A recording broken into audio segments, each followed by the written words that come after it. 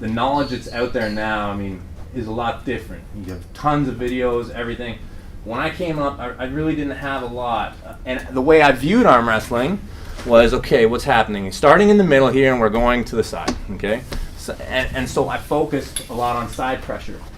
And I think a lot of guys did. Like, I think when you look at like the bulk, like the majority of the sport now, as opposed to like 25, 30 years ago, you saw a lot of machines like that. You know, you saw a lot of like the great arm wrestlers training side pressure. Like, I bought a table, training table off a former Canadian champion called Leanne Dufresne, and looks a lot like a table like this, okay, and it has a pulley system here, okay, because she was training this. And most people were, and many people still are. Side pressure lead, okay?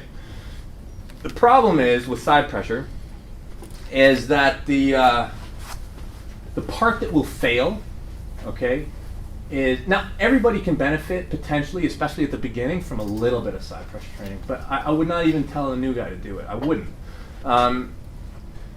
Side pressure is coming from the muscles in your body, but it transfers, okay?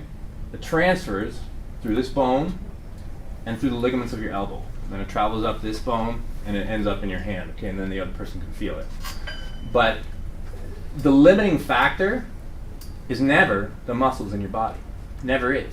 Okay, it's always, for most people, okay, I mean, amateurs may break their bone, but what's going to happen is, like, you know, 3 or 4 year arm wrestlers, guys who have been pulling a while, like strong enough to not break their bone, but, you know, strong enough to get some good force going, they're going to blow their ligaments, okay? They're going to blow the connective tissue in their elbows. I've done it many times, okay? Happens to all arm wrestlers who are hardcore. If you're a hardcore arm wrestler, you will at some point in your career have elbow issues, okay? And, you know, a big part of the sport is managing that, okay?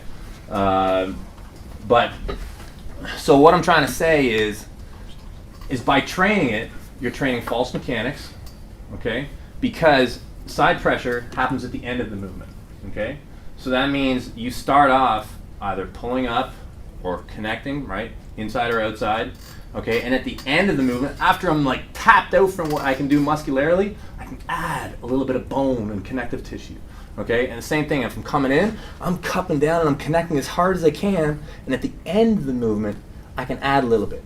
And that way, it's proper mechanics, okay? So I don't need to train my side pressure. I just train my fundamentals, and I can add it at the end as I choose, you know? And plus, whenever you arm wrestle, you're using a ton of it, whether you want to or not, okay? Every time we're on the table, okay, you're getting stability that way, and it's more than enough. It's more than enough. If you start to focus on it, like I have many times throughout my career, every 2 or 3 years, I'm like, oh, Devon, maybe you're wrong about that side pressure thing. Maybe you need to train it again. And I'll hit it for a while, and I'll do it for, you know, a couple weeks, and then I hurt my elbow. Happens every time. And I'll probably be due in about 2 years or 3, and I'll do it again, I'll hurt my elbow. And so I'll tell you, don't do it. Don't do it. And I'm going to tell you what to do and substitute for it, okay? So many things feel like side pressure, right? Whenever I have too much for you, whenever you have too much for your opponent, they're going to be like, oh, he was going to the side. He might not have been. You just got overwhelmed, and you had to throw in your own side pressure, so you thought he was matching you. The supination of the hand, supination, right, is a good way to force, you know, to aid in forcing a hook, which we'll get into later. But this motion I have found most beneficial in healing my side pressure, healing my elbow, right? Because you will get lots of injuries, okay, as time goes on. You know, if you're retarded like I am, right? But a great healer is supination training, right? So this, okay, just the ability to see your palm, okay? Because no, you don't want to see your palm, okay, if the guy is forcing you to do it, but sometimes seeing your palm is vital, okay?